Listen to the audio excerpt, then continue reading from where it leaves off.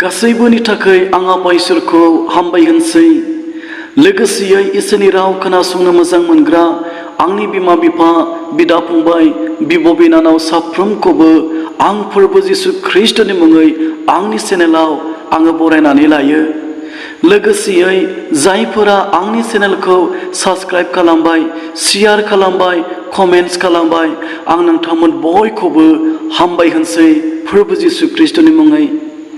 दिनै आङो गोरलै भिडिअखौ लानानै नोंथांमोनखौ थुलुंगानो लुबैदों। आसा खालामो बे भिडिअखौ नायनाय, खोनासंनाय साफ्रोमबोनि सायाव इसोरनि बोर आशीर्बादना गोग्लैगोन। आङो थांनाय 2011 मायथाइनिफ्राय लानानै दिनैसिम अरुणाचल प्रदेशआव गोरलै मोनसे मिनिस्ट्रि मावगासिनो दङ नोंथांमोननि प्रार्थनानि गेजेरजों। आरो माखासे थांनाय दिनफोरनि सिगां सासे बिमानि जिबनाव जानाय मोनसे टेस्टिमनिखौ लानानै आं नोंथांमोनखौ थुलुंगानो लुबैदों। जाय बिमाया गोबां बोसोरनिफ्रायनो बेमाराव सैनांनानै दङमोन, जाय बिमाखौ अरुणाचलनिफ्राय लानानै वेस्ट बेंगलसिम गोबां डाक्टारफोरनियाव, अजाफोरनियाव लांदोंमोन, फुजा होदोंमोन, जायनि थाखाय गोबां रोखोमनि धोन नस्थ जालांदोंमोन, थेवबो सोखाजानायखौ मोनाखैमोन।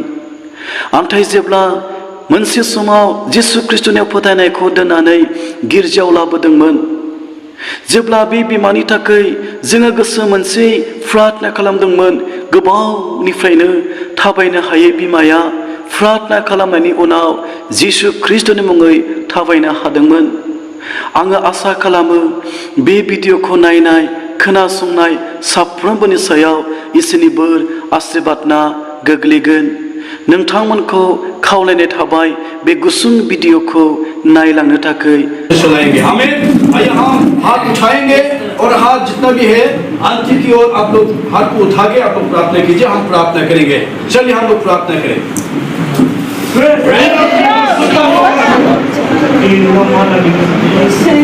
हम इसे प्रभु के आदरणीय पे अभिषेक करा दिनैनि फ्राय साबन जिउ खुंनानै आशीष से धन्यवाद परमेश्वर पिता, आपने हमारा प्रार्थना को सुन लिए है और ये आरती को रिलीज करने के लिए आपको धन्यवाद और धन्यवाद देते यीशु मसीह के नाम से आमीन। नों थाबायनो हाबाय दे, नोंनि आथिङा बिसा गैला दे मादै दे, सिखांदे जिसुनि मुङाव थाबाय दे, सिखां मादै, गसंदेनो हाबाय दे, बाइबेल दे, सिखां दे, सिखां जिसुनि मुङाव, जिसुनि मुङाव सिखां, जिसुनि मुङाव नाचो थांतो, ताली बजाके यीशु के लिए दे। कितने मजा जाबाय मुलि जानाङा मादै दे, मुलिनि ट्रिटनि सायाव बिश्वास खालामनानै थाबायबाय दे, फैदो दे। आं ताली बजाके दे यीशुके